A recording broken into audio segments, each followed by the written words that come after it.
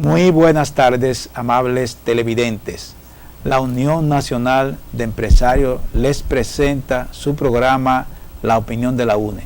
Como cada semana, conversamos con ustedes sobre temas económicos de actualidad, temas empresariales. Esta vez vamos a conversar el ingeniero Luis Moquete, que es el presidente de la Unión Nacional de Empresarios y un servidor, sobre algunos temas económicos de actualidad que han quedado sobre el tapete. Conversaremos brevemente sobre el retiro de la parte sindical, de la discusión del aumento de salario.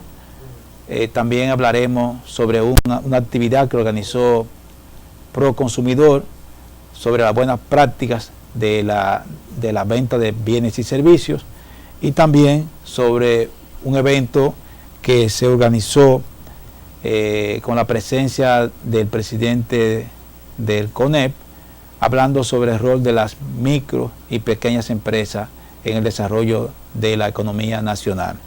El ingeniero Moquete estuvo presente en esa actividad que organizó Proconsumidor, que fue el jueves 16 de este mes de abril. Me comenta el ingeniero Moquete que fue una actividad muy interesante sobre las buenas prácticas que deben seguir las empresas para brindar sus bienes y servicios a los consumidores. Y esa actividad tuvo la presencia de Arturo Villanueva, el presidente de la Zonahora, que es un sector sumamente dinámico de la economía nacional. Vamos a dejar al ingeniero Moquete que nos explique en qué consistió esa actividad y cuáles son las cosas interesantes que se dijeron en ese evento. Gracias, ingeniero. Pues estuvimos en el Hotel Meliá en una actividad invitado por Proconsumidor, donde había muchos representantes de organizaciones empresariales. La actividad tenía como título Las buenas prácticas y la autorregulación. Las buenas prácticas no son más que procedimientos que establecen las empresas de manera voluntaria para dar mejor servicio a sus clientes y entregar mejores productos.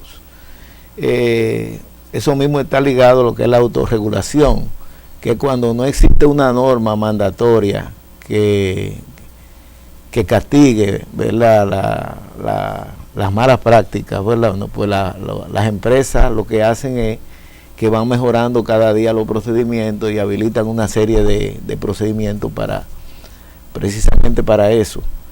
En la charla que tuvo presente la vicepresidenta de la República, hubo un orador invitado que fue Arturo Villanueva, presidente de Azonadores.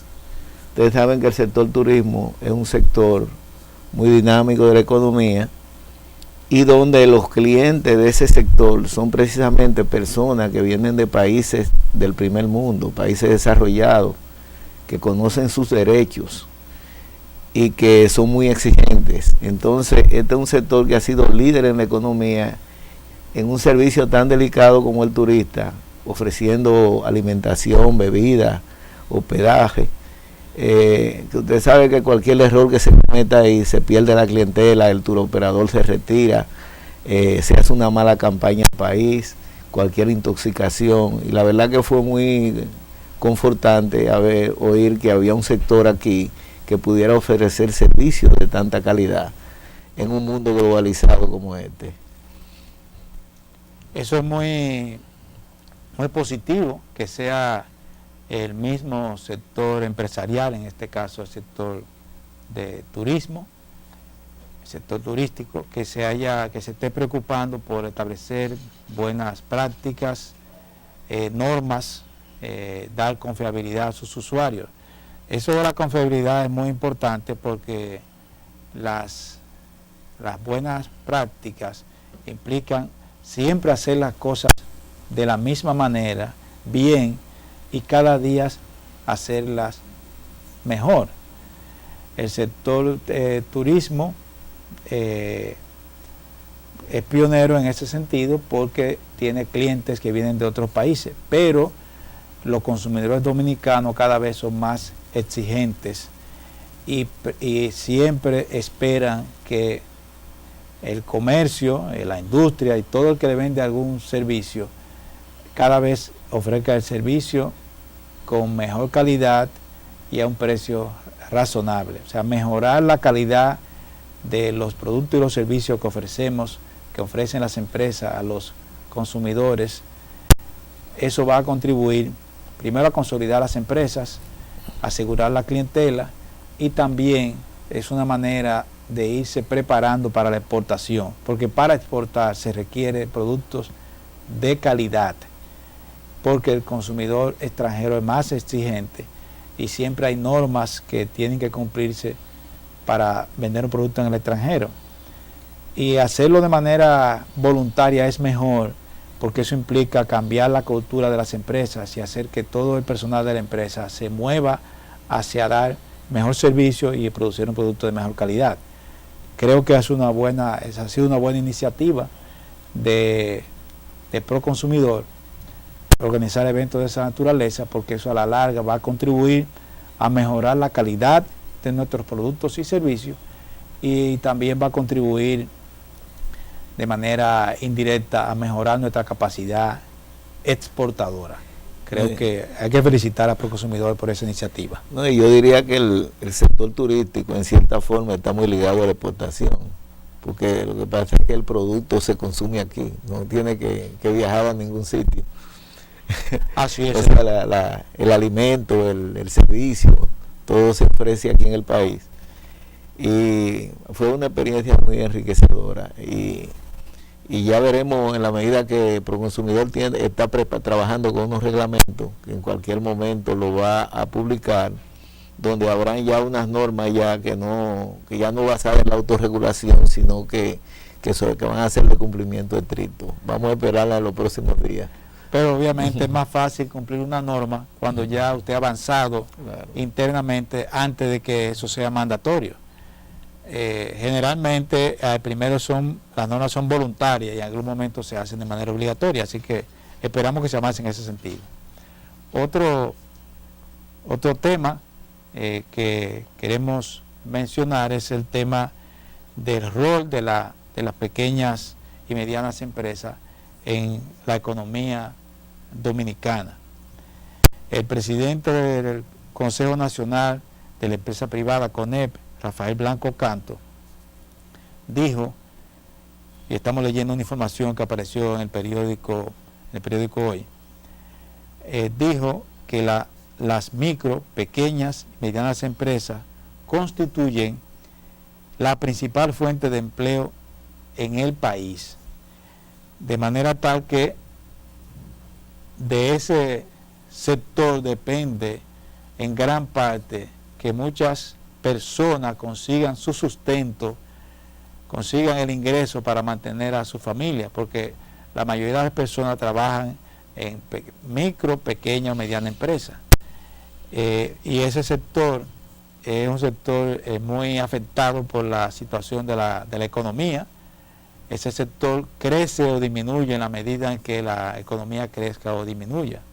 En todas partes del mundo hay micro, pequeña y mediana empresas. Y hay también mucha informalidad, y la informalidad está asociada un poco con la situación de la economía. En tiempos de crisis económica aumenta la informalidad, porque los impuestos, las restricciones que establece el gobierno para que una empresa funcione, es más fácil de librarse de ella si usted es informal. Por eso es que hay tanta informalidad, porque hay una serie de impuestos, de requisitos, de normas que debe reunir una empresa. Hay impuestos como el de la seguridad social, el ITEVIS, toda una serie de reportes, de reglas que hay que que hay que cumplir, que las microempresas a veces se pueden evitar cumplirlo. Entonces, digamos, de alguna manera eso contribuye a que haya más actividad informal. No sé qué a usted le parece, señor Moquete. Bueno, yo creo que faltó decir, por ejemplo, el registro mercantil, que hay que estarlo renovando constantemente y es caro, porque no sé si se le ha dado a alguna asociación empresarial o yo no sé, pero ahí aparece eso, yo no sé por qué es tan caro. Se habló de que a las MIPYMES se le iba a liberar del costo del registro mercantil, pero también están los gastos de constitución de compañía, que también son muy grandes, y además también el tiempo que tarda eso. O sea que aquí hay mucha barrera para la formalización todavía. Se habla de una ventanilla única porque no se acaba de establecer. Encima de eso están los costos de laborales, que son altos. La cesantía, las vacaciones, todas esas cosas, y los costos de la seguridad social, que es un servicio que todavía no es muy bueno tampoco, y algunos empleadores tienen que contratar un seguro complementario.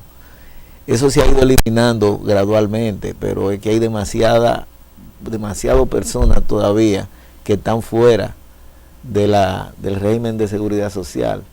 De hecho, el 63% de los empleos son informales.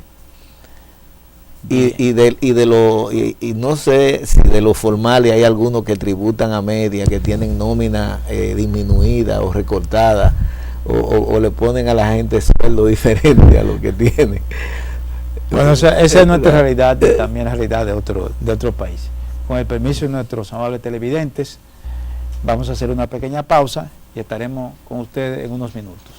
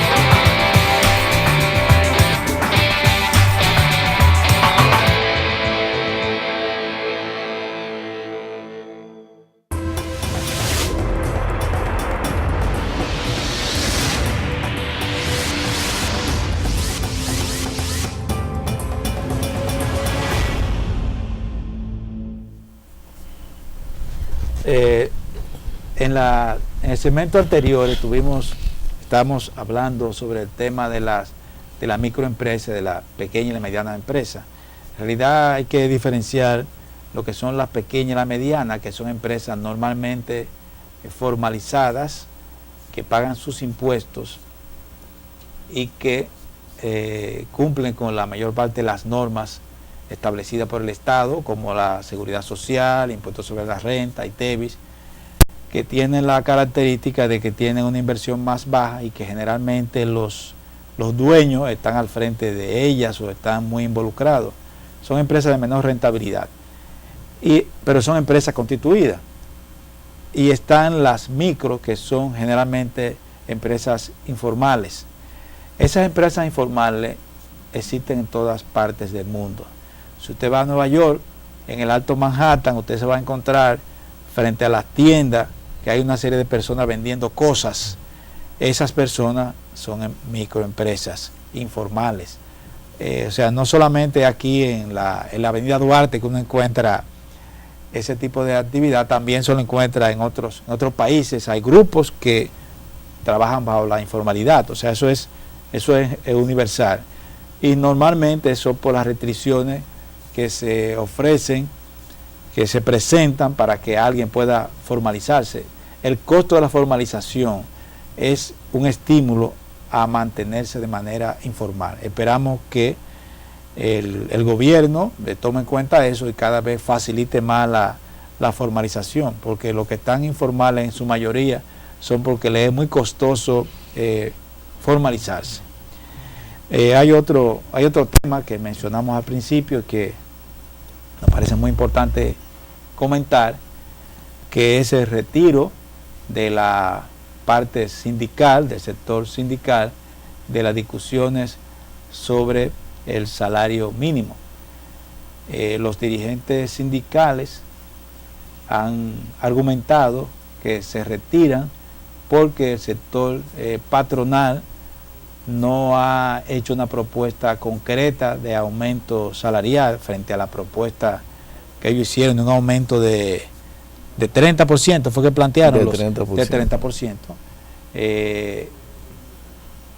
Y ellos esperaban que el sector patronal le iba a hacer una propuesta ya de un porcentaje específico, pero según ellos, el sector patronal ha planteado el tema de la clasificación de las empresas como un paso previo a hablar del aumento general de salario o del aumento del salario mínimo. Esa es básicamente la información que aparece en los periódicos, y que lo que implica eso es que hay un retraso en un proceso que debe ser un proceso normal de discusión. Vamos a preguntar al ingeniero Moquete para que nos dé sus opiniones sobre ese tema. Bueno, argumentan también que no se ha llevado la propuesta, obviamente, pero lo que se dice es una aproximación. Ellos hablan de que no se preocupen, que va a ser un poquito más que la inflación acumulada, pero resulta que la inflación del año pasado fue creo que 1.68 y la otra fue del 3 y algo, entre las dos combinadas no llegan al 5%. Bueno, la inflación la inflación siempre es la base de la discusión. Es la base de la discusión. Bueno, pero lo que pasa es que los sectores sindicales quieren que se actualice el salario, que vaya de acuerdo al crecimiento acumulado que ha tenido la economía, no solo la inflación. Bueno, no sé cuál es la experiencia, cómo se ha ligado siempre el aumento salarial, si es con la inflación o con el crecimiento, pero son dos variables que a veces anda cada una por su lado. Siempre se ha usado la inflación como la base de discusión del Código de Trabajo, pero yo creo que esta vez hay quizá unos elementos envueltos adicionales, como es la discusión de la reforma del Código de Trabajo, que eso me imagino que debe estar presente de manera indirecta en esas conversaciones, porque son los mismos grupos que se juntan para discutir la posibilidad de modificar el código y los que se juntan para discutir el aumento de salario. Y probablemente eso debe estar pesando en alguna medida en estas reuniones. Pero yo creo que debería haber una manera para que en el futuro esto se aborde de otra forma, con un esquema más ágil. Hay países donde hay un aumento, una indexación de los salarios de manera automática, si se quiere.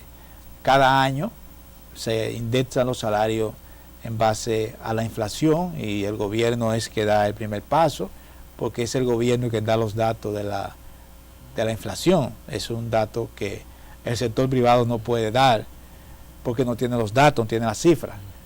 En alguna medida el gobierno es que da esa cifra. Entonces una indexación anual automática en un tiempo determinado que preestablecido para corregir los salarios por la inflación podría disminuir estas discusiones, facilitar las cosas, y que si hay una discusión sea periódicamente por alguna coyuntura, pero que debería haber, pienso yo, ya una reglamentación, una legislación que establezca una indexación automática de los salarios cada año, no cada 2 años, cada año, basado en la inflación, que es una estadística oficial que ofrece en este caso el Banco Central, en el país el Banco Central que da la cifra, en otros países es otra institución, pero el asunto es que debería haber esa indexación automática de manera tal que la discusión no sea sobre esa base, que eso debería ser ya una norma,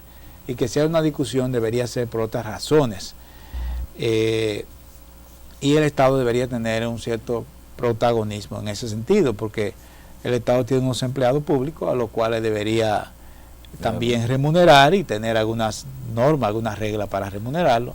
Yo creo que el mínimo en el sector público es muchísimo menor que el mínimo en el sector privado, y se supone que el salario mínimo 6.117 pesos. 6.117.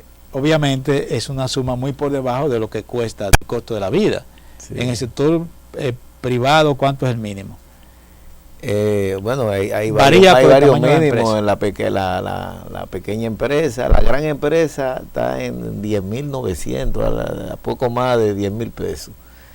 Pero el problema es que de alguna forma aquí en algún momento tendrán que hacer un pacto por el salario, porque desde este punto de partida los sindicalistas entienden que no les conviene una indexación automática, porque entienden que han perdido mucho poder adquisitivo y que tienen primero que recuperarlo. Incluso la misma cifra del gobierno y del Banco Central lo demuestran, porque el último quintil de la población, el más bajo, los 6.000 y pico que paga el gobierno apenas cubren el 48% de la canasta familiar. Es decir, que para una persona alimentarse con ese salario tendrían que trabajar 3 en la casa, y entonces resulta que no hay empleo. Eso es un gran problema. No, pero yo pienso que debería haber una indexación automática cada año en base a lo que diga el gobierno. El gobierno debe dar el ejemplo.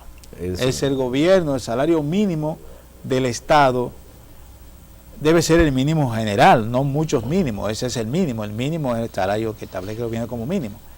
Y ahora mismo el salario mínimo del gobierno es mucho más bajo que el salario mínimo del sector privado. Es una incoherencia. Sí. El salario mínimo del Estado debe ser el mínimo general. Y ese debe ser un salario que sea lo suficiente para cubrir lo básico, ¿verdad?, del costo de la vida. Entonces yo creo que debería empezar por ahí. Debe ser el salario mínimo, debe establecer el Estado y pagarlo el Estado a sus empleados. Y cada año haber una indexación, y que sea una discusión por el salario, ya sea adicional a eso. Y entonces eso sí tiene sentido, que se tome un tiempo, que se discuta, que se analice. Pero el salario mínimo debe ser un solo y debería ser debería pagarlo también el Estado, no solamente el sector privado. Antes era así. Eso fue después de un cierto tiempo que el Estado decidió renunciar a su responsabilidad de pagar el salario mínimo. Bueno, usted sabe que estuvimos comentando en un programa anterior que el Estado en esas discusiones han dejado que los empresarios y los sindicalistas se halen de la greña y no han encabezado la solución. Por eso yo entiendo que en algún momento tendrán que inventarse un pacto por el salario para obligar al gobierno a que participe de manera activa. Bien, hemos llegado al final ya de su programa, la opinión de la UNE. Le damos las gracias por estar con nosotros en esta ocasión, y a nombre de la Unión Nacional de Empresarios les invitamos a acompañarnos nuevamente la próxima semana en una entrega más de la opinión de la UNE. Gracias.